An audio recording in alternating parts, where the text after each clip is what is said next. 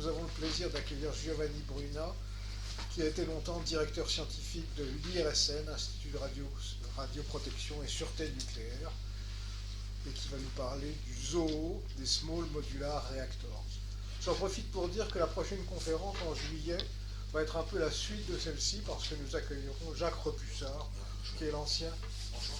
En juin, pardon, le 6 juin, merci. Il parlera, lui, il est ancien directeur général de l'IRSN, et il parlera du statut de la filière nucléaire en général. Oui. Gianni, c'est à toi. Merci beaucoup. Alors, bonjour à tout le monde. Plaisir de vous rencontrer.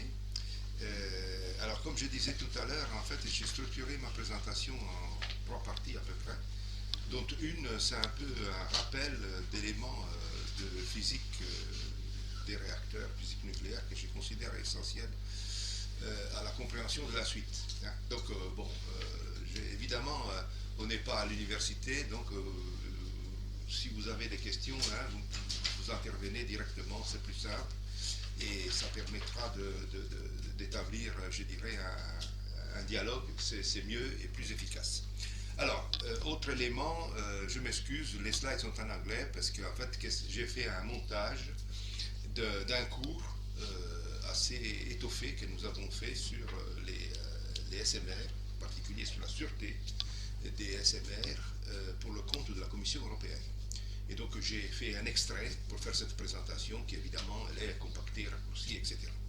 Voilà, alors quelques rappels de physique nucléaire. Alors juste un rappel, dans les réacteurs nucléaires il y a des neutrons. Hein. Quand même, ça c'est très important, les gens pensent qu'il y a de la ferraille, de l'eau, machin, etc. Il y a des neutrons.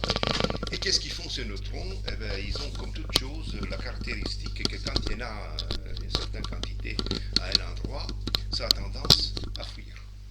Donc la première caractéristique, c'est que les neutrons ont tendance à abandonner le système, et donc il y a toute une approche d'optimisation du rapport surface sur volume pour minimiser les fuites. Et ça, c'est, je dirais, un des principes essentiels de la conception. On fait en sorte que le système soit le plus compact, ou bien une sphère, ou bien une orthocylindre, pour faire en sorte qu'on puisse maîtriser les fuites. Et puis après, ces neutrons, qu'est-ce qu'ils font? Ils interagissent avec la matière qu'il y a autour. La première chose qui se passe, justement, ce n'est pas une vraie interaction comme dans le monde de la physique classique, hein, c'est plutôt les champs qui interagissent, mais bon, c'est des chocs, hein, des chocs qui comportent des échanges d'énergie, des changements de moment, mais aussi, et c'est là que la chose qui intéresse, le neutron peut arriver à dépasser la barrière de potentiel du noyau et être absorbé par le noyau. Ça peut arriver avec n'importe quel noyau, quitte à y mettre les moyens, c'est-à-dire en fait l'énergie qu'il faut. Après, une fois que cette absorption a eu lieu, il y a 3 choses qui peuvent se produire. Le neutron repart comme avant, c'est-à-dire qu'en fait il y a juste un changement d'énergie, un échange d'énergie dû à ce processus d'absorption, il est recraché. L'autre voie possible, c'est qu'il est absorbé par le noyau, c'est-à-dire qu'en fait il s'installe dans la structure du noyau. Je ne rentre pas dans la complexité des modèles nucléaires qui sont assez difficiles, mais bon, il rentre dans la structure et avec le temps, il donne naissance à un processus de décroissance radioactive. Décroissance radioactive qui n'est pas celle de Marie Curie, c'est celle de sa fille, c'est une radioactivité artificielle, c'est-à-dire qu'en fait elle est induite par le fait qu'il y a quelque chose qui s'est passé dans le noyau, qui est la capture du neutron. Et puis parmi ces voies possibles, il y en a une spécifique qui est celle qui a lieu pour un certain nombre de noyaux de caractéristiques particulières, qu'on appelle les noyaux fissiles. C'est que, en fait, le noyau explose, il se sépare en 2 parties, et ces 2 parties, après un certain temps, très court, donnent lieu à l'émission de neutrons. C'est ce qu'on appelle les neutrons secondaires, qui donc sont mis à disposition du système pour pouvoir ou bien fuir, ou bien être capturés par des noyaux, ou bien donner lieu à d'autres fissions. D'accord? C'est le principe de la réaction en chaîne. Là, voilà. Donc, les neutrons qui sont issus de la fission, vous voyez les 2 morceaux qui se produisent, on les appelle les produits de fission. 2 neutrons se libèrent, et ces neutrons peuvent engendrer d'autres fissions, et ainsi de suite. Si ce processus est disons, suffisamment régulé pour être stable, c'est-à-dire qu'en fait, il y a un nombre de fissions suffisant pour qu'il y ait des neutrons suffisants pour engendrer un nombre de fissions équivalent, et bien c'est la réaction en chaîne, et donc qui peut être maintenue pendant un temps donné. Voilà, ça c'est la chain reaction. Alors, qu'est-ce qui se passe dans la fission nucléaire? D'abord, il y a production d'énergie, c'est pour ça qu'on l'utilise dans les réacteurs. 200 mètres par fission, vous avez la correspondance en joules, c'est quand même assez petit, hein, si vous regardez les chiffres, donc il en faut des fissions hein, pour produire des mégawatts. Et, comme je vous disais tout à l'heure, en moyenne, 2,5, c'est-à-dire que parfois c'est 2, parfois c'est 3 neutrons secondaires qui sont utilisables pour entretenir la réaction en chaîne. Et les deux morceaux qui se sont séparés, qu'on appelle produits de fission, qui eux, ils sont radioactifs, c'est-à-dire qu'en fait, ils rentrent dans un processus de décroissance, et dans le processus de décroissance, ils émettent des alphas, des bêtas, etc. Et donc, ils changent de nature chimique. Voilà. Là, je vous donne une échelle des temps, ce qui sont très importants, ça permet de situer un peu les ordres de grandeur. Vous voyez, là, ici, nous sommes dans des secondes, hein. La capture, vous avez le noyau, vous avez le neutron est capturé. Au bout de 10, donc tout ça, ça se passe en 10 secondes, vous avez la création de ce noyau bizarre qui ou bien il se stabilise, et donc il donne lieu à une décroissance radioactive, ou bien il crée les deux morceaux qui vont après se diviser et donc engendrer la fission. Tout ça, ça se passe dans un temps entre 10-10 et 10-8, et ça dépend effectivement du temps qui s'écoule entre le moment où le neutron est capturé et le moment où la fission a lieu, que, ça fait la distinction entre le nombre de générations de neutrons qu'on peut avoir dans le temps. Et ça, c'est extrêmement important, c'est pour ça que j'ai marqué la bombe, j'ai marqué les réacteurs rapides, Fast Breeder Reactor, et j'ai marqué les réacteurs à eau, qui sont conventionnels, les REP que vous connaissez. La chose principale à observer, c'est la différence de temps de vie de neutrons. Temps de vie entre le moment où le neutron est produit, le moment où il est absorbé, il meurt et il engendre les descendants, etc. Dans un REP conventionnel, comme le réacteur que vous connaissez, les EPR et compagnie, le temps de vie des neutrons qu'on appelle prons, c'est de 25 microsecondes. 25 10-6, d'accord?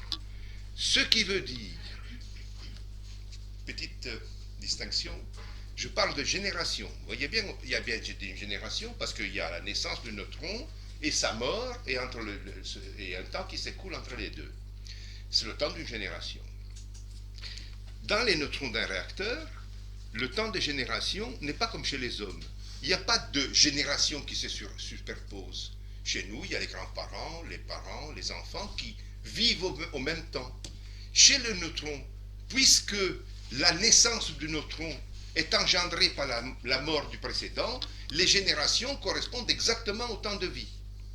Donc, si vous prenez 25 microsecondes, vous êtes capable de définir combien de générations il y a dans une seconde. Mais elles ne sont pas toutes simultanées. Oui, mais si tu fais un truc en parallèle, si tu veux, tu peux considérer qu'ils se succèdent comme ça. Donc tu as 40 000 générations par seconde. Alors, pour vous faire un parallèle de ce que ça veut dire 40 000 générations par seconde, faites le parallèle avec les hommes. Hein. Imaginez qu'est-ce que c'est 40 000 générations, ça nous amène à peu près à 1 200 000 ans. C'était tout de suite après les Australopithèques. L'Australopithèque, c'est 4 millions. Et là, on est dans la période de ce qu'on appelait l'Homergaster, c'est-à-dire tout de suite après l'Homo erectus. 1 200 000. C'est énorme. Ça, c'est pour vous dire qu'une seconde dans un réacteur, c'est un temps absolument énorme. Voilà. Alors, il y a de grosses différences. J'ai parlé du REP. Dans un rapide, ce temps de vie, il n'est pas 25 microsecondes, mais il est plutôt de l'ordre de 10 microsecondes. Ça veut dire qu'en fait, il y a beaucoup plus de générations. Au lieu de 40 000, vous arrivez à 100 000, à peu près. Et dans la bombe, c'est de l'ordre de 10-7, 10-8. C'est pour ça que ça explose. Et c'est pour ça qu'on arrive à faire exploser les bombes avant que la structure métallique fonde. Tout est là. La vitesse d'accélération, de production d'énergie est tellement grande à cause des générations que vous arrivez à dégager l'énergie avant que tout soit fondu.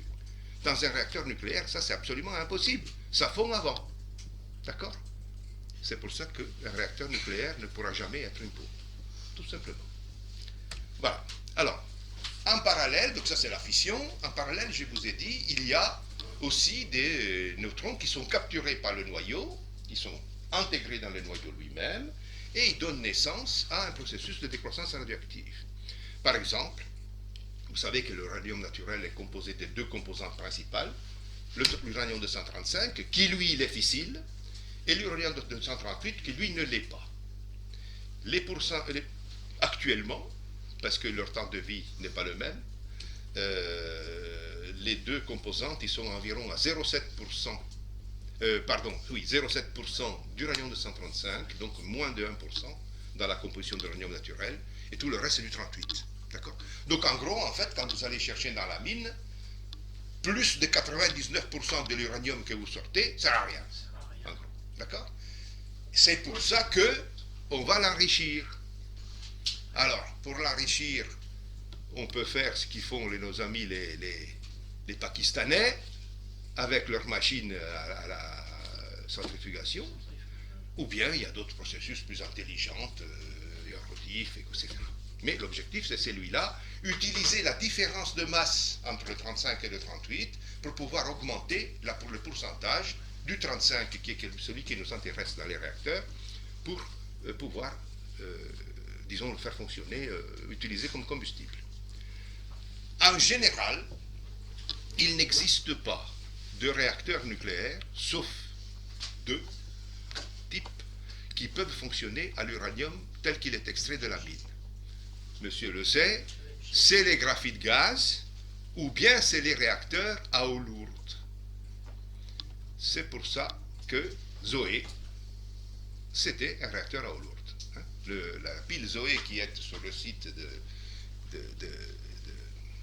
Fontenay-aux-Roses, là où il y a l'IRSN, Joliot-Curie. D'ailleurs, si ça vous intéresse, quand j'étais directeur scientifique, les personnes qui étaient intéressées, je faisais visiter parce que ça vaut la peine de voir. C'est comme elle était, avec la blouse de Joliot-Curie qui est encore là, etc. C'est resté comme elle était, toute petite, hein, toute petite installation, avec son plomb et son béton qui est autour, et l'eau lourde pour ralentir les autres. Pourquoi?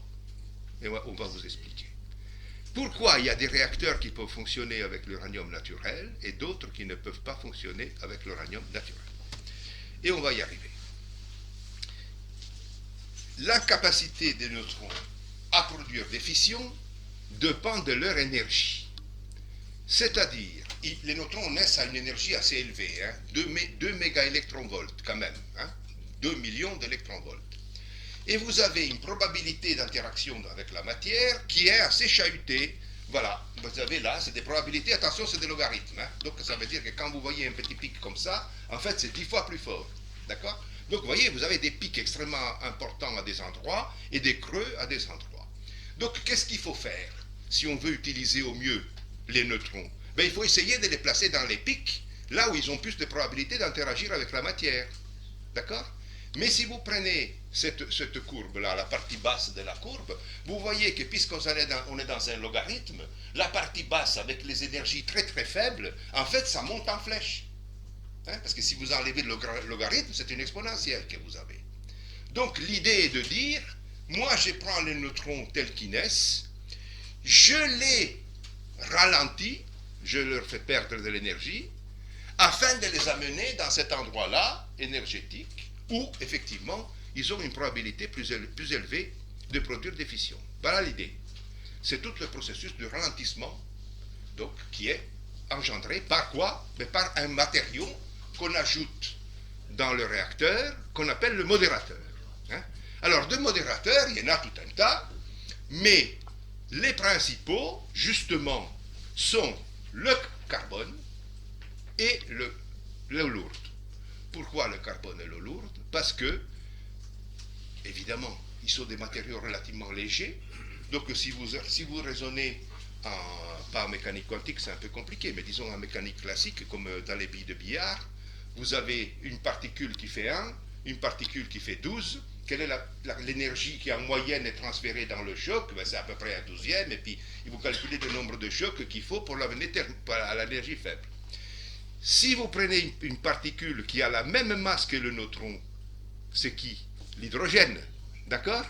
Ben, en gros, vous pouvez faire un choc qui laisse transférer la totalité de l'énergie. Moi, je ne sais pas le faire au billard, mais il y a des gens qui savent le faire. Vous transférez la totalité de l'énergie du neutron à la cible, d'accord? En moyenne, il y a ceux comme moi qui sont nuls et qui ne transfèrent rien du tout, et ceux qui transfèrent la totalité de l'énergie, ça veut dire qu'en moyenne, vous transférez la moitié de l'énergie à chaque choc.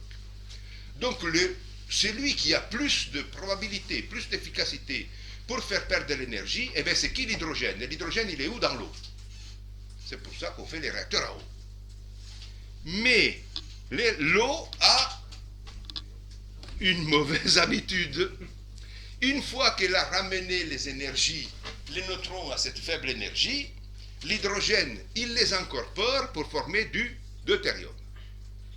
Et donc, il se crée, pour ces neutrons qui ont été ramenés à l'énergie utile pour faire des fissions, une compétition entre les matériaux fissiles, l'uranium, le plutonium, qui sont là pour faire la fission, et l'eau qui les mange. Et puisque l'eau en mange trop, il faut que j'en mette de combustible une quantité suffisante pour compenser ce qui est perdu dans l'eau. C'est pour ça que je dois enrichir. D'où les centrifugateurs et compagnie. Deux matériaux n'ont pas cette mauvaise habitude de l'hydrogène. L'eau lourde, pourquoi? Eh bien parce que c'est déjà du deutérium. Donc il n'a pas envie de manger un autre neutron pour faire du deutérium. À la limite, il le fait pour faire du tritium, mais la probabilité est très faible. Donc en fait, il ne capture pas de neutrons. Il a un rendement un peu plus faible, parce qu'en fait, il faut en gros le double, parce qu'il amasse de choc pour ramener les neutrons à la bonne énergie, mais une fois qu'il les a thermalisés, qu'il les a ramenés à la bonne énergie, il ne les mange pas. Et donc, on peut se permettre d'utiliser l'eau lourde comme modérateur pour ralentir le neutron avec l'uranium naturel. Même chose pour le graphite. Alors là, l'efficacité du système, c'est pour ça que Zoé est tout petit. L'efficacité du système étant très forte, quand même, je n'ai pas besoin de quantité énorme de lourdes pour arriver à obtenir le résultat qu'il me faut. Donc j'arrive à faire un réacteur relativement petit de dimension qui peut fonctionner. Venons-en au graphite. Le graphite, c'est la pile de Fermi. Même chose. Il est capable de faire perdre l'énergie au neutron, mais son efficacité est beaucoup plus faible parce qu'il a une masse plus importante. Donc il faut un nombre de chocs beaucoup plus grand, et donc il faut une taille beaucoup plus grande. La pile de Fermi, c'était un gros truc. D'accord? Donc, il y a un problème de masse. Mais le résultat est le même, avec une masse beaucoup plus grande, j'arrive quand même à obtenir le rendement qu'il me faut pour pouvoir maintenir la réaction en chaîne. Donc, eau lourde ou graphite. Et c'est ce qui s'est passé à l'occasion de la Deuxième Guerre mondiale. Les Américains ayant choisi avec Fermi la filière graphite pour produire le plutonium et établir la réaction en chaîne, les Allemands, ils cherchaient l'eau lourde.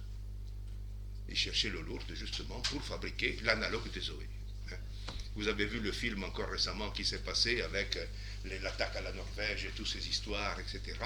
Ben, c'est la réalité parce que l'eau lourde, en plus, il n'y en avait pas beaucoup disponible. Elle était utilisée dans des processus de fabrication pour certains matériaux. Et donc, les quantités de lourde disponibles étaient très faibles. Et évidemment, en France, il y en avait, parce qu'il y avait Joliot-Curie était en train de travailler pour faire Zoé, quoi. Et alors ce film, effectivement, bon, c'est un peu un film, quoi, mais on voit le professeur qui est en train de fuir vers Bordeaux avec ses bouteilles de lourde, parce qu'en fait, il y avait deux problèmes. Il ne fallait pas que lui, il tombe dans les mains des Allemands, mais il ne fallait surtout pas que l'eau lourde tombe dans les mains des Allemands. Bon, alors après, dans le film, il arrive à partir, et donc les Allemands envahissent la Norvège pour procurer l'eau lourde en Norvège. Voilà, donc, voilà l'idée. Alors, donc, vous voyez déjà que, en gros, on a vu deux choses. On peut utiliser de l'uranium naturel tel qu'on l'extrait dans la mine, avec des réacteurs à graphite. C'est la filière française, on en a fait au départ. On peut faire la même chose avec les réacteurs à eau lourde. C'est la filière Zoé au départ, et puis le canadien. Les Candu, ils sont comme ça. Et puis, il y a tous les autres dans lesquels on est quand même obligé à enrichir l'uranium. Donc on peut, là, dans les conventions actuelles, on ne dépasse pas le 5% pour éviter effectivement les problèmes de prolifération. Voilà. Ok, alors là vous voyez, je n'entre pas dans le truc, vous voyez bien comment ils sont chahutés, ces probabilités d'interaction avec la matière. Vous voulez travailler ici, hein, parce que là c'est exponentiel. Donc si on arrive à amener les neutrons à cette énergie-là, on a quand même un rendement qui est très très fort.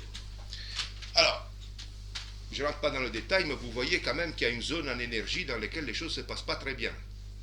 C'est ce qu'on appelle les résonances. Des petites différences en énergie font des énormes effets de probabilité. Donc en effet, ce qu'on essaye de faire au mieux, hein, quand on fait la conception des réacteurs, c'est que cette zone chahutée, on essaye de la sauter. Hein. C'est ce qu'on appelle l'antitrape. Donc on fait une conception telle qu'on arrive plus ou moins à skipper ces régions dans lesquelles les choses ne se passent pas très bien. Voilà. Alors, parlons-en alors d'une autre chose. À votre avis, de neutrons dans un réacteur nucléaire, il y en a beaucoup ou pas beaucoup? C'est pour ça que je vous ai mis le petit coyote là et la petite bestiole. Le flux, nombre de neutrons qui traversent une surface d'1 cm² par seconde dans un REP, c'est 10 puissance 15. La vitesse de neutrons les plus flemmards, ceux qui vont vraiment très lentement, qui correspondent à l'énergie très faible, c'est de quelques centaines de mètres par seconde. Donc si vous divisez le flux par la vitesse, vous obtenez la densité de neutrons. 10 puissance 15 divisé, allez, par 1000, ça vous fait 10 puissance 12. Pensez au numéro d'Avogadro, 1024. Il n'y en a pas du tout de neutrons dans le truc. Il y en a un ici, un là-bas, c'est très peu dans le réacteur. Hein. C'est pour cela que le réacteur, on arrive à le contrôler. Parce que puisqu'il n'y en a pas beaucoup, eh bien, on peut faire le nécessaire pour les attraper, pour les conduire. Dans la bombe, c'est pas pareil, c'est pas du tout les mêmes densités. C'est pour ça que la bombe, elle est destinée à d'autres usages. Mais la densité est très faible. Alors, pourquoi j'ai mis le coyote et le petit oiseau? C'est parce qu'en fait, quand même, par rapport aux vitesses auxquelles nous sommes habitués, quand même quelques centaines aux milliers de mètres par seconde, c'est quand même des vitesses assez élevées. Donc, vous avez l'impression qu'il y en a beaucoup parce qu'ils courent vite, quoi. Hein? Mais, en fait, le nombre est extrêmement faible. Et cela, ça nous permet donc de pouvoir faire des actions spécifiques pour contrôler la réaction en chaîne. Alors, ça je vous l'ai dit, ça aussi, c'est fait. Voilà, j'arrive à l'équation et puis je ne vous dis plus rien. Cette équation, c'est l'équation d'état. Alors, elles sont écrites dans un système très simple, hein, c'est des opérateurs, donc c'est un peu les opérateurs de la mécanique quantique, mais c'est simple. Vous avez ce qu'on appelle l'opérateur de Boltzmann, qui est l'opérateur d'état, d'accord, qui vous donne le bilan entre les neutrons qui sont produits, les neutrons qui sont absorbés, en fonction du temps. L'équation de l'état critique, quand les choses sont en équilibre, c'est H phi égale 0. Ça veut dire que le nombre de production plus fuite, nombre de production est exactement égal dans le temps au nombre des disparitions plus les fuites. S'il y a un terme S, ça veut dire qu'il y a un terme de déséquilibre, d'accord? Ou bien la population est en train de monter, ou bien elle est en train de baisser. Il y a un terme donc de non-équilibre dedans. Et vous avez ici le détail de ce non-équilibre. C'est quoi ce non-équilibre? C'est le fait qu'effectivement vous avez un nombre de neutrons produits par génération qui est légèrement supérieur ou légèrement inférieur de la génération précédente. S'il est supérieur, ça veut dire que la population va monter. Si elle est inférieure, ça va baisser, donc le réacteur va s'éteindre. Et donc c'est ce terme-là. Le terme en dérivé, vous le voyez là, défi sur dt. Et puis il y a un terme qui tient compte de contributions possibles extérieures qui peuvent arriver pour compenser cet équilibre, établir cet équilibre au cas où il n'était pas établi. Imaginez que vous avez un petit défaut de neutrons à chaque génération, eh bien qu'est-ce que je fais? J'injecte de neutrons venant de l'extérieur, et donc j'établis l'équilibre. Pourquoi je vous parle de ça? Parce qu'un des SMR dont on va parler, qui est le ADS, qui est, on l'appelle aussi Rubiatron, hein, c'est le réacteur entretenu par un accélérateur, Accelerator Driven System. Il fait justement ça. Il maintient le système dans un état de léger déséquilibre à désavantage du bilan neutronique et il continue à fournir des neutrons de l'extérieur pour rétablir l'équilibre. Et ces neutrons venant de l'extérieur, ils viennent d'où? Dans une source de spallation d'un accélérateur linéaire. Des réacteurs comme ça, il y en a qui fonctionnent. Un qu'il est à Mol, en Belgique. C'est une maquette qui s'appelle Gunièvre. Et effectivement, la source de spallation permet de maintenir le fonctionnement de ces réacteurs. L'idée, ça serait que cette maquette donne lieu à un premier réacteur SMR de démonstration qui s'appelle Mira, vous en avez sans doute entendu parler, et qui effectivement se base sur ce principe. Alors, quelle est la caractéristique de ces réacteurs? On va en parler. C'est qu'en général, ils ne passent pas par le ralentissement de neutrons, mais ils utilisent les neutrons directement avec l'énergie à laquelle ils sont produits. C'est-à-dire qu'en fait, ils n'ont pas de modérateur, et donc on les appelle réacteurs à neutrons rapides, comme Superphénix. Voilà. Alors, ça, je pense que je ne vais pas y aller, ça fait trop long. Alors, évidemment, juste un petit mot sur les accidents, parce que ça va influencer ce que je dirai par la suite.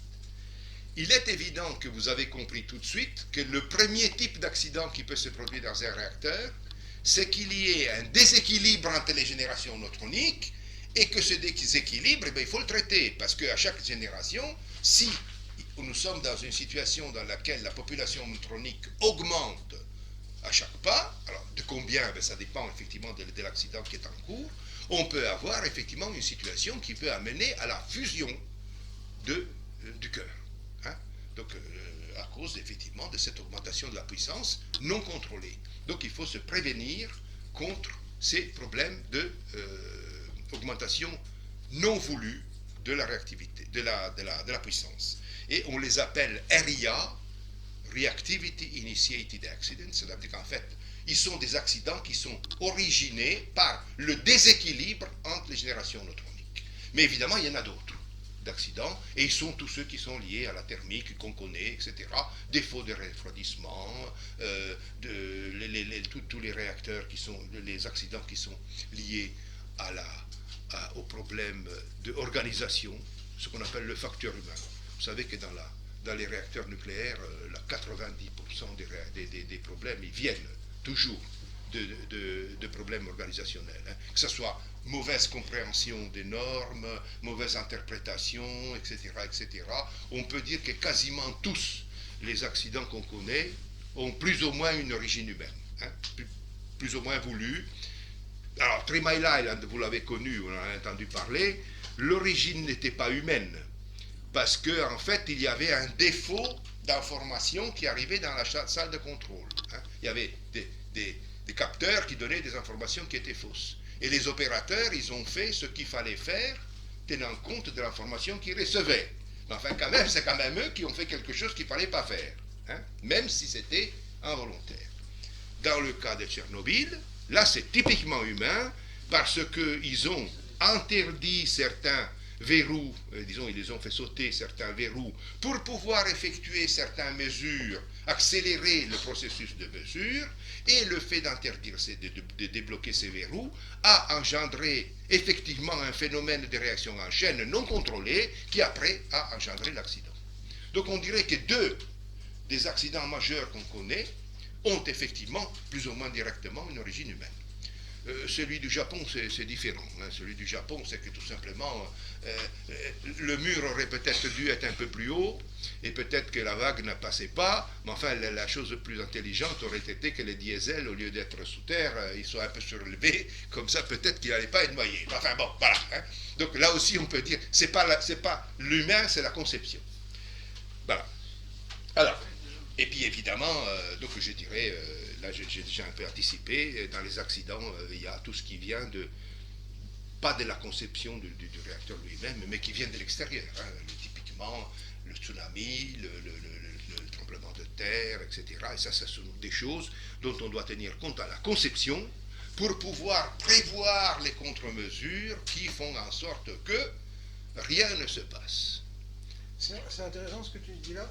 C'est intéressant, mais tu sembles dire qu'on connaît suffisamment bien les lois de la physique, et si on ne faisait pas de conneries, tout se passerait bien. Je suis optimiste.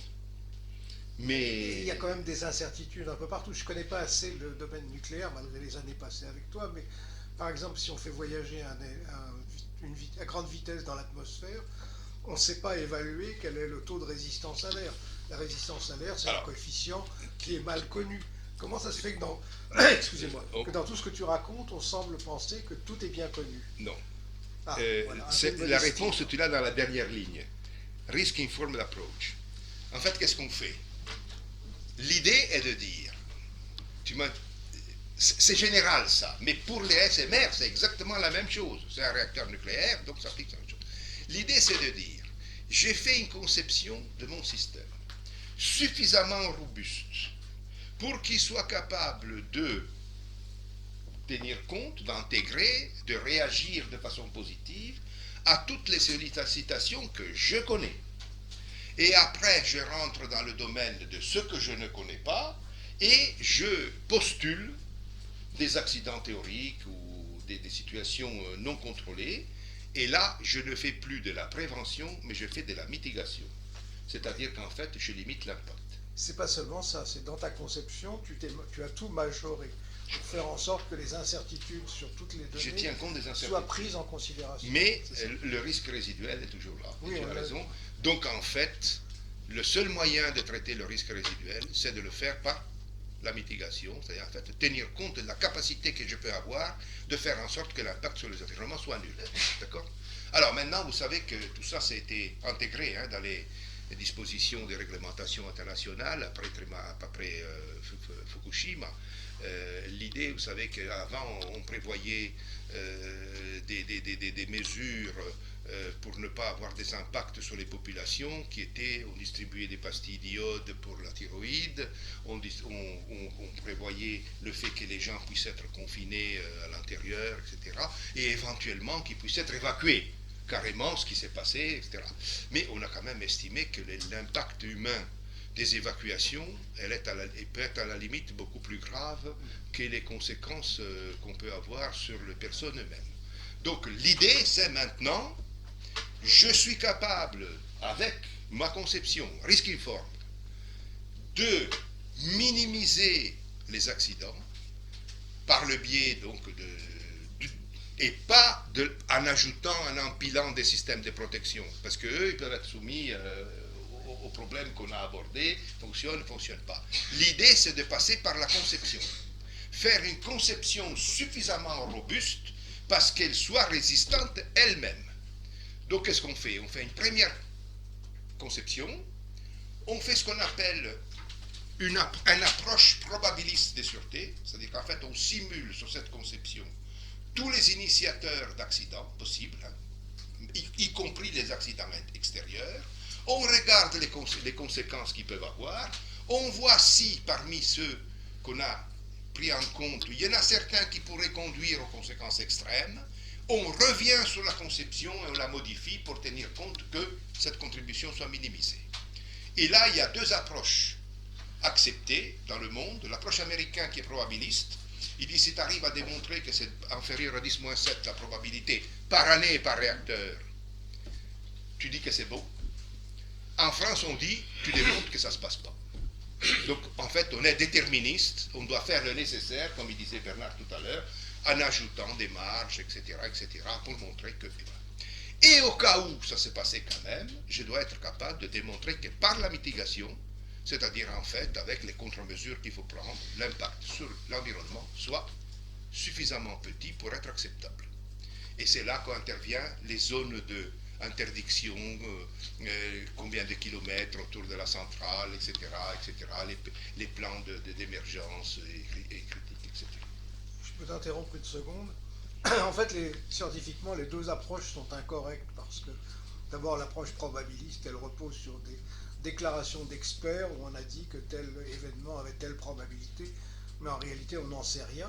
Et ensuite, comme on avait vu avec Gianni dans le temps, ils oublient le fait que certains événements ne sont pas indépendants, donc ils les traitent.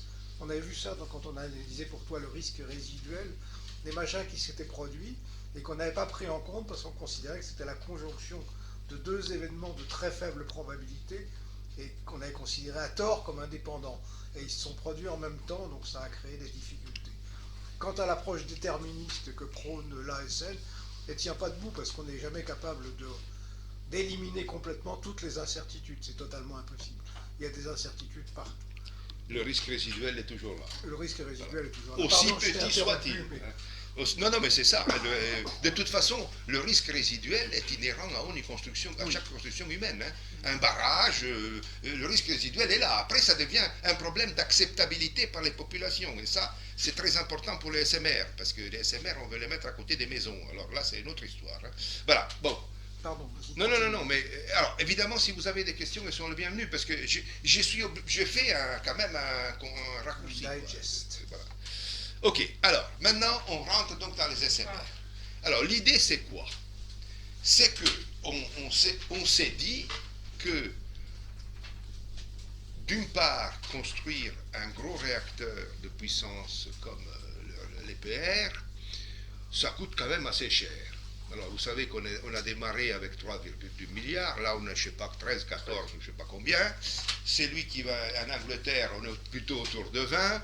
Moi, je ne sais pas trop où est-ce qu'on ira. Alors, le PR2, effectivement, qui nous a vendu comme une bonne solution, qu'est-ce que ça a été fait? Moi, je ne suis pas intervenu sur le PR2.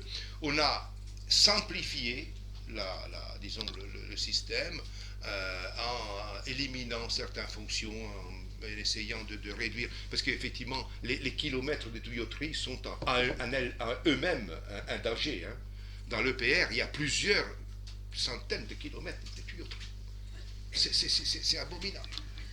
Donc voilà. Donc, plus il y en a des tuyauteries, plus ça peut casser. Donc on peut aller dans... Donc on simplifie, c'est bien.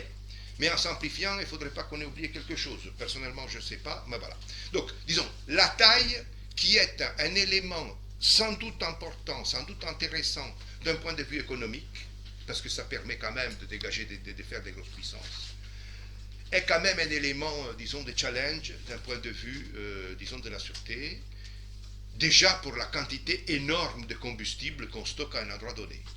Et ne serait-ce que pour aussi les risques éventuellement de détournement et autres, etc. Donc, l'idée de dire, faisons petit, petit c'est beau. L'autre idée est de dire, les réacteurs qui produisent des grosses quantités de puissance nécessitent un environnement de transmission, de lignes, etc., qui ne sont pas accessibles partout, évidemment, dans des territoires isolés, dans des conditions environnementales difficiles. Il vaut mieux avoir une petite unité qui produise là où il faut, plutôt que de devoir transporter l'énergie sur des longues distances. D'autant plus que ces lignes, par exemple, si on pense aux pays de l'Afrique ou autres, sont soumises à des problèmes d'intempéries. Il y a les tempêtes de sable, etc. Donc en fait, vous avez un effet disons, de perte d'efficacité lié à la transmission. Et puis, évidemment, il y a l'effet de minimisation du gaz à effet de serre. L'idée, c'est de dire, j'essaye de remplacer ce qu'aujourd'hui j'ai fait par du charbon avec des centrales nucléaires. Donc il faut faire du petit. Voilà, ça c'est un peu l'idée. Et l'autre grande idée, c'est que je peux essayer de faire du modulaire. C'est-à-dire, au lieu de faire une grosse centrale, je fais des modules que je juxtapose et que ça me permet d'adapter la production à mes besoins. Ça, c'est une bonne idée. Mais ça a quand même un petit inconvénient, c'est que ce n'est pas si souple que ça. Pour deux raisons principales, c'est que la turbine, de toute façon, elle est dimensionnée une fois pour toutes. Ou bien vous faites une turbine qui soit capable d'accueillir autant de modules que vous pouvez imaginer, et donc vous allez fonctionner tout le temps avec une turbine qui est surdimensionnée, donc ça ne va pas. Ou bien vous la dimensionnez pour un moment donné, et donc quand vous voulez ajouter, eh bien, ça ne va pas aller. Donc ce n'est pas si simple que ça. Deuxième élément, la modularité. On dit, j'ai produit des modules, par exemple standardisés, qui reçoivent une approbation par l'autorité de sûreté, etc., qui soient utilisés dans plusieurs modules, dans même pas mal de modules partout dans le monde. Et donc, si j'arrive à faire le licensing de tous les modules comme ça, je gagne du temps, le licensing et de l'argent. Oui, mais le problème, si vous avez un peu eu l'habitude avec l'informatique ou les codes de calcul, vous faites un code de calcul, vous prenez une routine, une partie, vous faites la validation analytique de votre routine, vous dites cette routine fonctionne bien, etc. Maintenant, je vais la mettre dans le code de calcul. Et où est-ce qu'il se passe le problème? C'est le moment où vous la branchez. C'est-à-dire que le fait d'avoir des composantes individuellement validées et garanties sûreté ne garantit pas leur assemblage.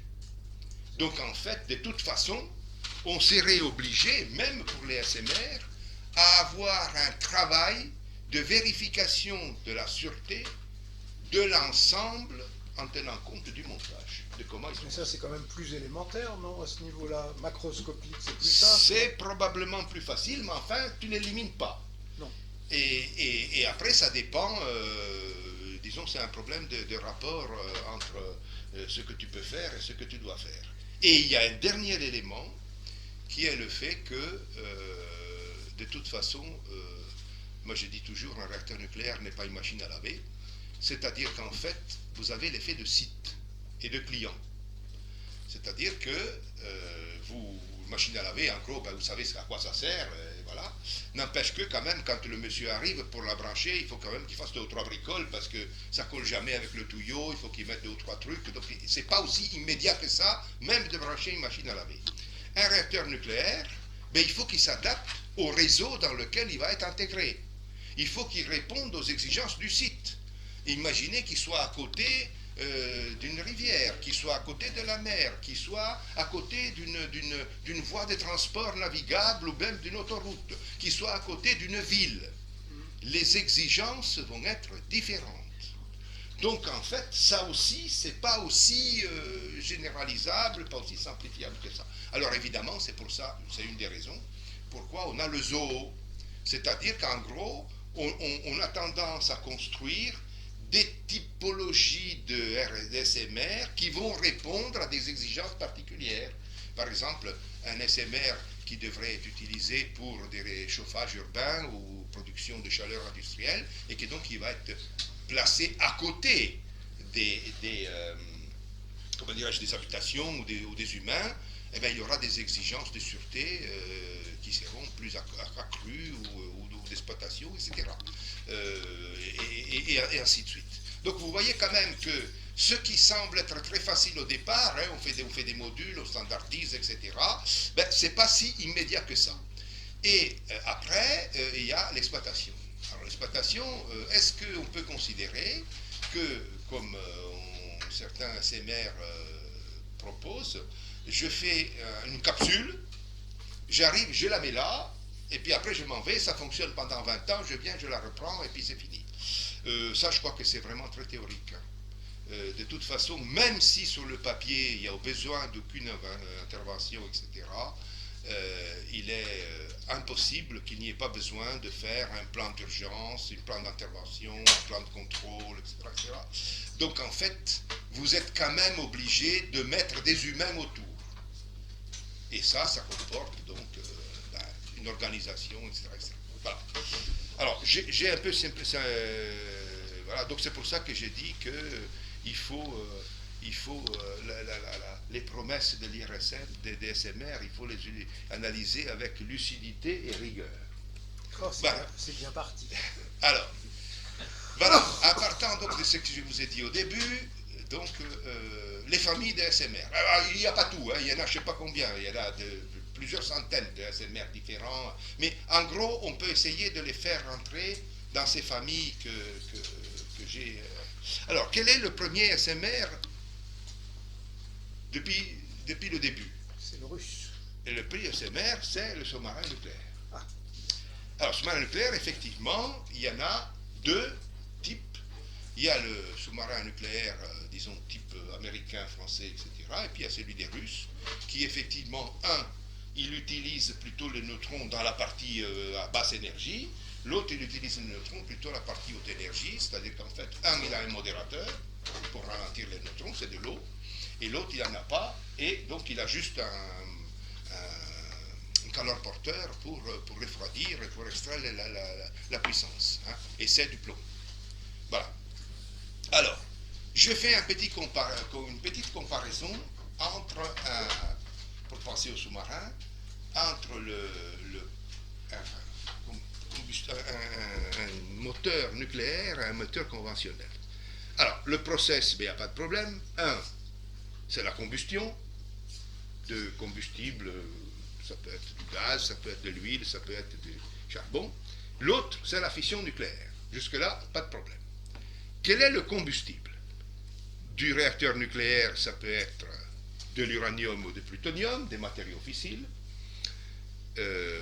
éventuellement des compositions plus compliquées de matériaux lourds, mais bon. Et l'autre, le combustible, c'est du bois, du pétrole, etc. Et c'est lui qui favorise le fonctionnement. Pour un réacteur conventionnel, pour un moteur, c'est l'oxygène. S'il n'y a pas d'oxygène, il n'y a pas de feu. Pour le réacteur nucléaire, c'est les neutrons. S'il n'y a pas de neutrons, il n'y a pas de feu. Donc, maintenant, imaginez dans un sous-marin. L'oxygène, il sert à une chose principale. Moi, je dis, les sous-marins, c'est comme une baleine blanche, quoi. Hein. Il faut bien qu'elle respire de temps à autre. Et si le combustible, l'oxygène, je l'utilise pour faire marcher le moteur, il va me manquer pour respirer. C'est pour ça que l'autonomie est plus limitée. Il faut qu'il monte de temps à autre. S'il monte, l'autre me tire dessus. Hein. Bon, il y a le problème du bruit aussi, évidemment. Mais déjà, il faut monter à respirer. Le réacteur nucléaire, lui, l'oxygène, il le garde pour un usage bien plus intelligent. Faire respirer les gens. Donc, c'est pour ça qu'au départ, ils sont arrivés à imposer le moteur nucléaire pour les sous-marins d'attaque américains. Et le Nautilus, il est né comme ça. Et donc, je vous explique comment ça marche, etc., avec le rêve de Jules Verne, etc. Mais l'origine, elle est bien là. Et à l'origine de cette diatribe, bataille qu'il y a eu, c'était un amiral Rickover, qui était le père, en fait, du nucléaire américain, civil. Il a fait le choix d'imposer la conception du réacteur, du cœur, semblable en petite taille à celui des REP, donc des barres de combustible avec un refroidissement à l'eau, par rapport au réacteur à sel fondu, qui était préconisé par Oak Ridge. Il y a eu une grosse discussion, et finalement c'est lui qui l'a emporté. Et c'est comme ça que la filière ça s'est développée partout, les réacteurs à eau, qui s'appelle Light Water Reactor, qui comprend à la fois les PWR et à la fois les BWR, s'est développée et elle a dominé le monde. Alors il y a, je crois que j'en avais parlé une fois ici, il y a un très beau service qui a été fait par Arte sur ce sujet. Ça s'appelle l'occasion perdue du nucléaire ou quelque chose comme ça, dans lequel il raconte tous les tenants et les aboutissants de cette période. C'est très intéressant, si ça vous intéresse, allez la voir, parce que ça vous donne un peu... en fait, la filière des réacteurs à eau légère civils vient d'un choix dicté par le sous-marin. Voilà. Bon, donc le premier qu'on peut dire, SMR, c'est le sous-marin américain. Là, vous avez les dates, qui a permis d'aller sous le pôle, etc. Il n'a pas été le seul. Les Anglais ont fait pareil. Alors, il y a des très belles photos qu'on voit le sous-marin qui monte à la hauteur du pôle, puis les gens qui descendent, etc. Et donc là, c'était en 57. Et les Russes, ils ont fait la même chose, sauf que, comme je vous disais, au lieu d'utiliser la conception à eau, ils ont utilisé les neutrons rapides avec ce système donc, qui a été utilisé pour les sous-marins russes. Et qui est à l'origine, lui aussi, d'un SMR. C'est un petit réacteur, ben on le reprend pour faire autre chose. Voilà. Donc, voilà, il est là. Donc, ça, c'est le réacteur des Russes, qu'il a comme réfrigérant du métal fondu, qui est une technique plomb-bismuth. Alors, pourquoi plomb-bismuth? Parce que le plomb, il a des caractéristiques assez bonnes d'un point de vue de l'échange. C'est évidemment un métal, donc l'échange thermique, il est très bon. Qu'il a le grand avantage, contrairement au sodium, pourquoi on n'a pas mis du sodium comme la Superphénix dans un sous-marin nucléaire? Le sodium avec l'eau, il ne s'entend pas très bien, hein? Donc surtout pas.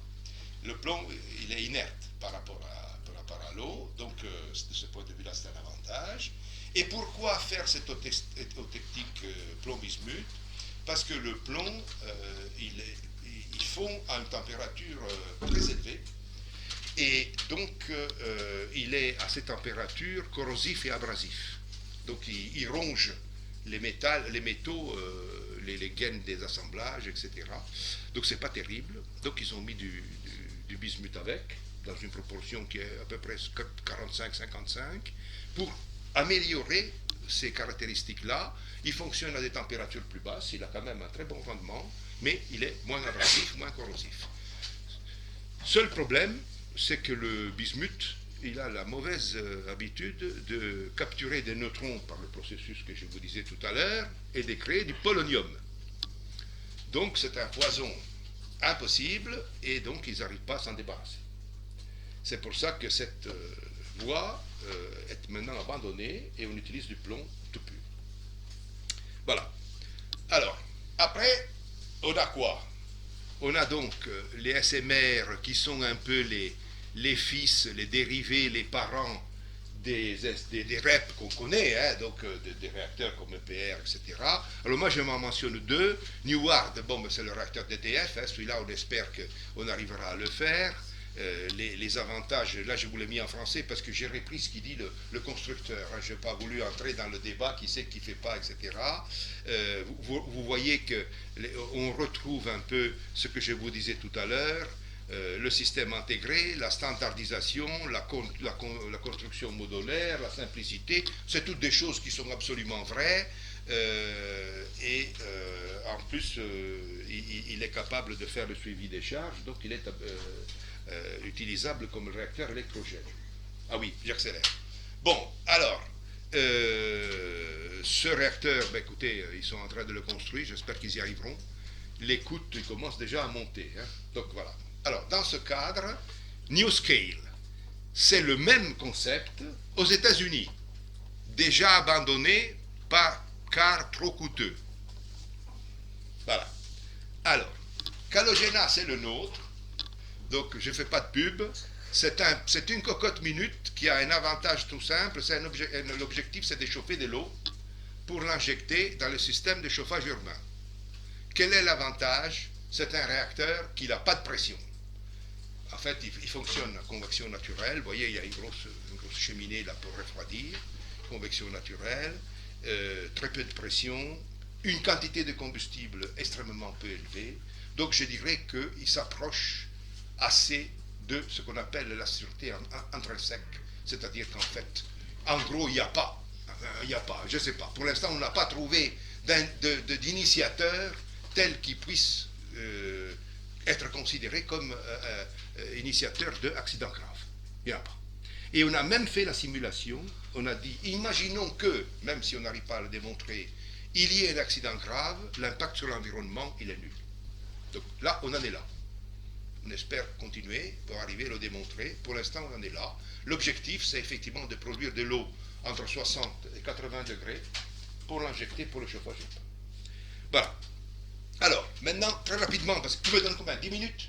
Non, un quart d'heure. Un quart d'heure, minutes, allez. on n'est pas Alors, les ADS, Accelerator Driven System, je vous en ai parlé tout à l'heure. L'idée, c'est de dire, pour éviter qu'il puisse y avoir des problèmes de déséquilibre entre les générations de neutrons et donc de puissance, je m'établis mon bilan de neutronique entre une génération et l'autre en négatif. C'est-à-dire qu'en fait, j'ai toujours un manque de neutrons. Et qu'est-ce que je fais? Ces neutrons, je les apporte par l'extérieur avec un accélérateur linéaire, d'où les deux concepts, Guenièvre, qui est le prototype, qui fonctionne, et Mira.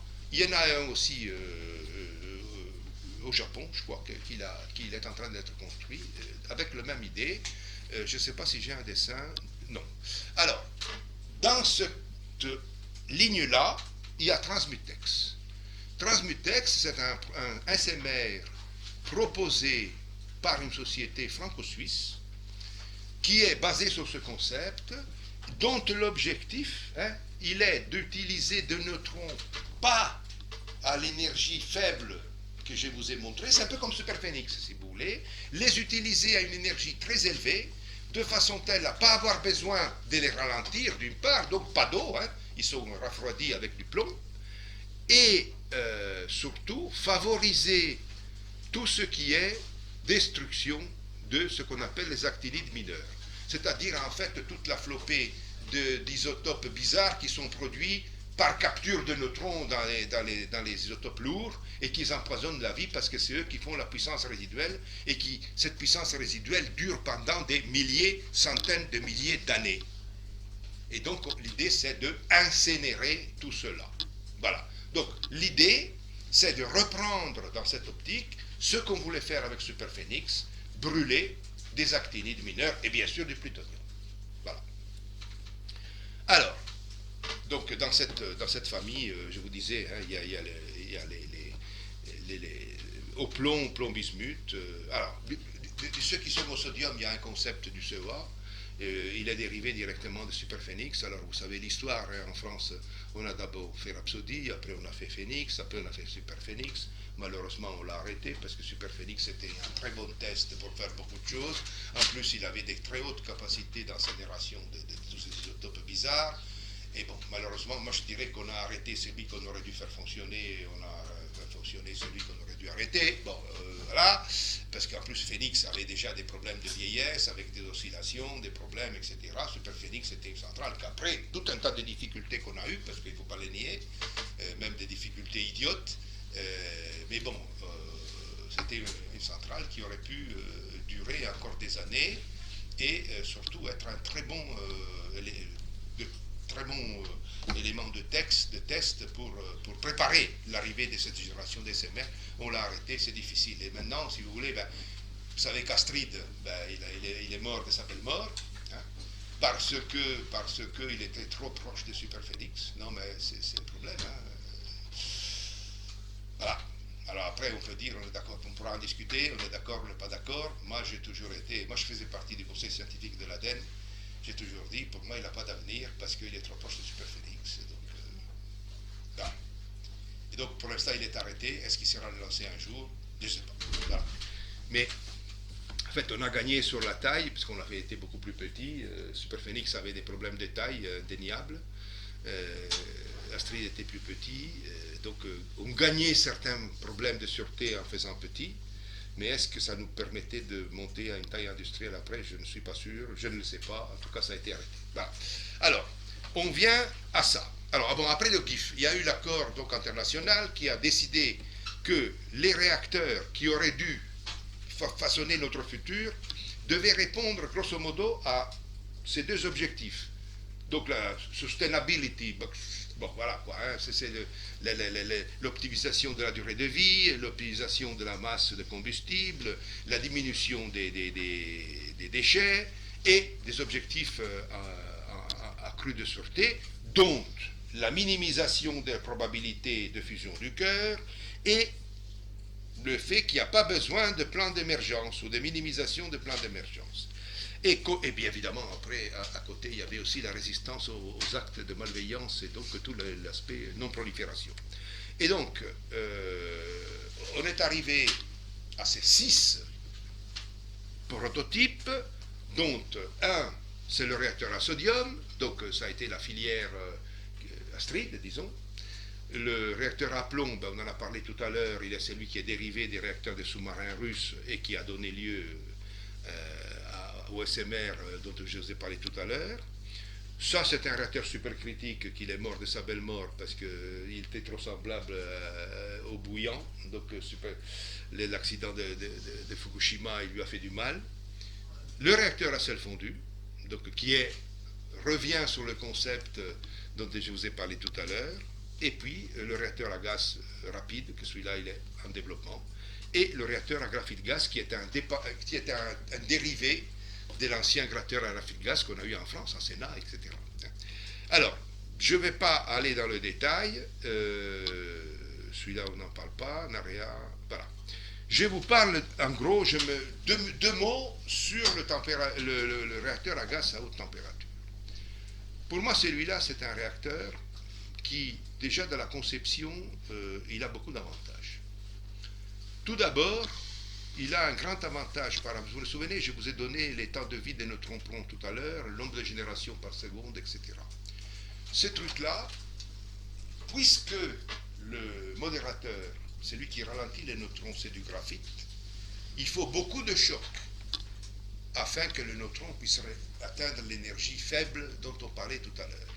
Mais pendant que le neutron il se promène et il fait des chocs, il est là. Donc en fait, il a un temps de vie beaucoup plus long que dans les autres familles.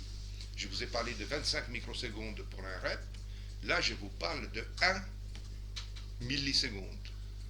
Ça veut dire qu'au lieu de 40 000 générations par seconde, vous en avez 1 millier. Ça veut dire que ça change tout. Parce que si vous augmentez la population à chaque génération d'une certaine quantité, vous avez 1000 générations à faire face. Dans l'autre, vous en avez 40 000. Dans le rapide, vous en avez 100 000. Donc vous voyez que la capacité d'augmentation de sa puissance par unité de temps est beaucoup plus faible. Donc en fait, ça vous donne quoi? Du temps pour pouvoir intervenir, et donc ça vous le rend intrinsèquement sûr. Le réacteur graphite-gaz, il est intrinsèquement sûr par rapport au phénomène de réactivité qu'on les appelle, c'est-à-dire en fait d'exclusion des puissances. Ça, c'est quand même un énorme avantage. Et en plus, il a une conception du combustible extrêmement robuste, parce que le combustible, c'est des petits boulets, tout petits, dans lesquels il y a des situations de gainage, vous les voyez là dans la figure, qui pratiquement, vous avez dans votre boulet à la fois le combustible et la gaine. Et après ces gainages, ces combustibles, ces petites particules, vous voyez, d'une taille extrêmement petite, sont dispersées dans des matrices qui elles-mêmes sont du graphite. Donc en fait, qu'est-ce que vous avez? Un énorme système qui fait 90% de graphite. Et le graphite, il est effectivement inerte à tout,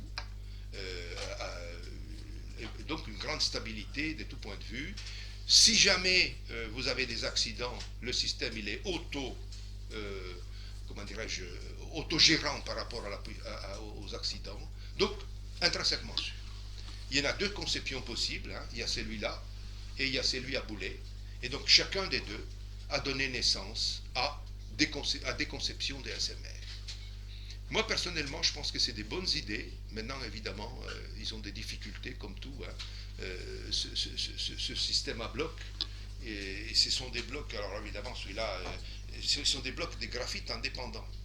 Donc, vous imaginez, le graphite, il est très friable.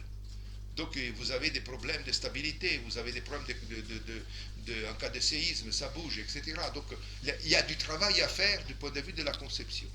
Mais le système en soi-même, il est pour moi un système porteur. Et moi, si j'avais à donner un jugement, je serais assez favorable plutôt à celui-là. Voilà, c'est mon opinion. Voilà. Alors ça, c'est un exemple de conception du cœur. Vous voyez, en fait, c'est du graphite partout. Parce que les assemblages, c'est du graphite.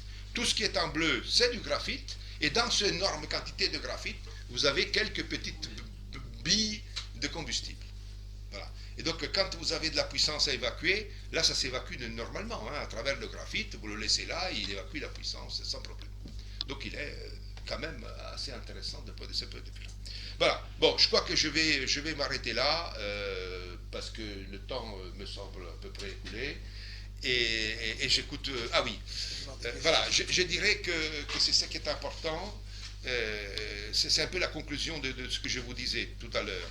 En fait, bon, on a des exemples, qui sont les exemples du passé. Je vous ai donné les ADS, les réacteurs du GIF, les réacteurs qui sont en fonctionnement actuellement.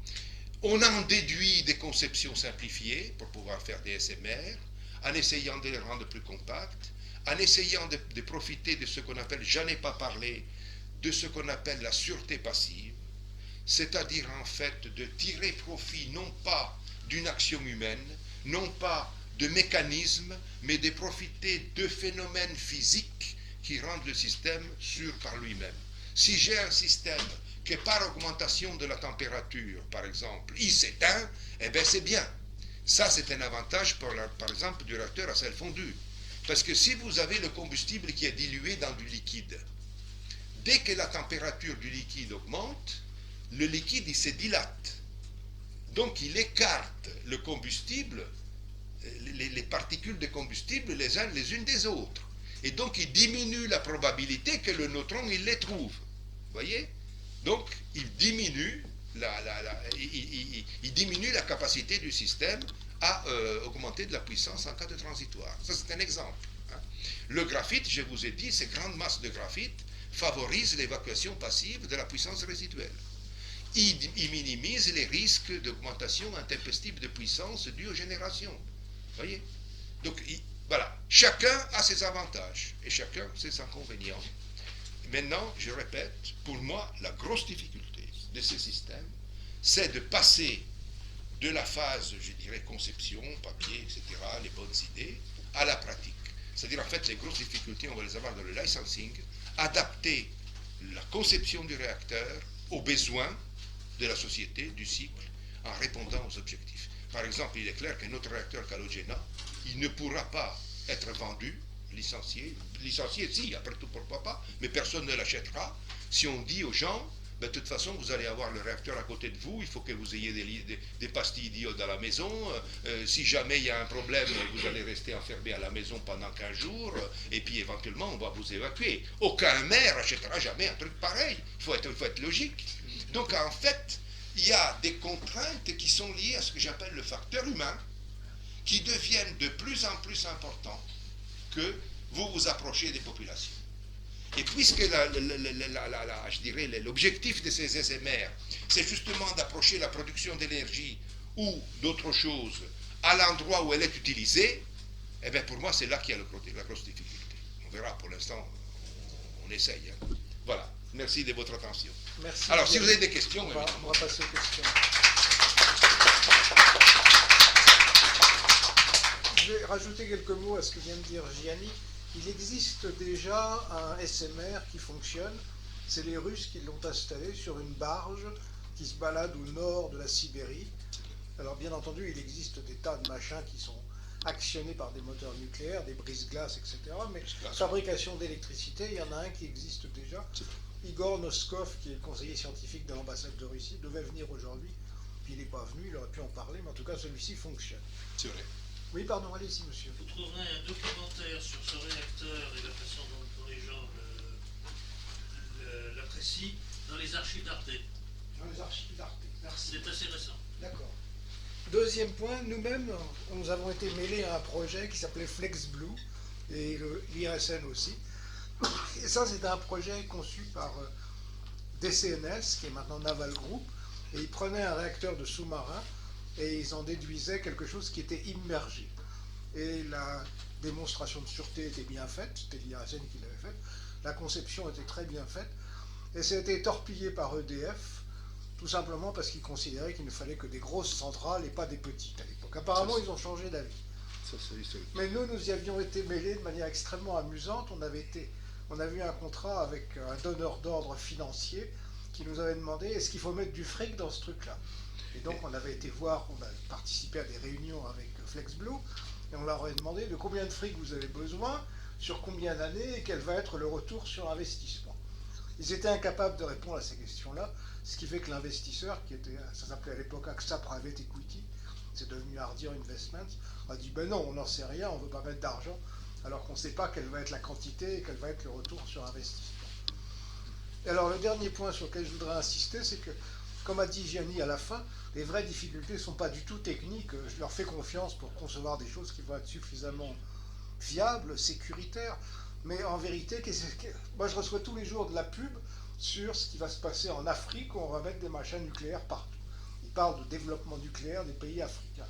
Alors on va aller vendre un réacteur quel qu'il soit au Ghana, et le lendemain il va être pris par des terroristes. C'est pas sérieux, on ne peut pas imaginer qu'on va mettre des réacteurs nucléaires dans un endroit qui n'est pas stable sur le plan, non pas de la neutronique, mais sur le plan de la société, quoi. Enfin, avec des querelles entre des gens qui se bagarrent en permanence, ça n'a pas de sens. Donc ça pose le problème du fonctionnement du réacteur et quel va être le... Quand en France vous avez des centrales nucléaires, déjà si un type rentre par mégarde, ça fait tout un tintouin, on va chercher les flics, etc., ça fait des enquêtes. Qu'est-ce qui va se passer si le réacteur est pris par un groupe de terroristes? D'où le problème qui soit près de l'habitat. Parce qu'évidemment, tous ces aspects-là, ils sont vantés par ça. Hein. Il y a des gens qui circulent, des voitures, des machins, etc. Ne serait-ce que amener du combustible. Imaginez amener du combustible dans les rues d'un village, enfin, je ne sais pas quoi. Hein. Ça n'a rien à voir avec la technique. Ça n'a rien à voir avec la technique. Et je voulais juste ajouter un élément par rapport à ce que tu as dit, Bernard, vis-à-vis de FlexBlue. Effectivement, FlexBlue, il avait un grand avantage, c'était qu'il était au fond de la mer. Il était vraiment bien foutu. Ça au fond de la mer, alors, en cas d'accident, en gros... ça se noyait tout seul. Vous avez besoin de quoi? De deux choses. De flotte pour le noyer et de temps pour intervenir. Là, vous en avez. Si la flotte est déjà là, vous n'avez pas besoin de l'amener. Et ça, c'est un élément essentiel. Vous avez bien vu au Japon, ils arrivaient avec des trucs pour amener de la flotte. Là, l'idée, c'était ce qu'on appelle l'ultimate heat sink. Hein? La poubelle de chaleur finale, c'est le fond de la mer. D'ailleurs, cette idée a été reprise dans les SMR courants à eau légère, qui les mettent dans une baignoire. En fait, il y a un caisson plein d'eau qui représente en échelle le fond de la mer, et ils sont effectivement immergés. Alors, la difficulté qu'elle avait FlexBlue, c'était le rechargement, et qui d'ailleurs est une difficulté, parce que si vous voulez, il est au fond de la mer, vous faites quoi? Est-ce que vous allez le recharger là-bas? Comment vous faites, etc. Est-ce que vous le remontez sur la surface? Alors, quand il est en surface, il n'y a pas de problème, il est sur une barge, il est protégé, etc. Quand il est au fond de la mer, il faut ce qu'il fait. Quand il est en train de monter, si moi je lui tire quelque chose, là c'est un problème. En fait, l'état intermédiaire du rechargement, entre la position stable du fond de la mer et la position stable disons de l'équipement en dehors, posait problème. Parce que comment je suis sûr de garantir qu'il ne puisse pas être attaqué? C'est un problème de sécurité.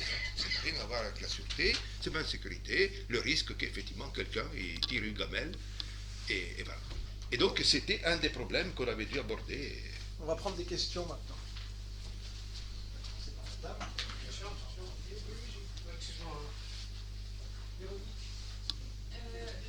Vous parlez des problèmes d'acceptabilité et des problèmes liés à implanter les réacteurs près des habitations. Pourtant, pour moi, il y a plusieurs réacteurs expérimentaux qui sont en plein centre-ville, comme au MIT aux États-Unis. On a un réacteur oui, alors, en plein centre-ville et qu'est-ce qui empêcherait de... Alors, il y a deux choses. Ça dépend si vous êtes déjà de plus en plus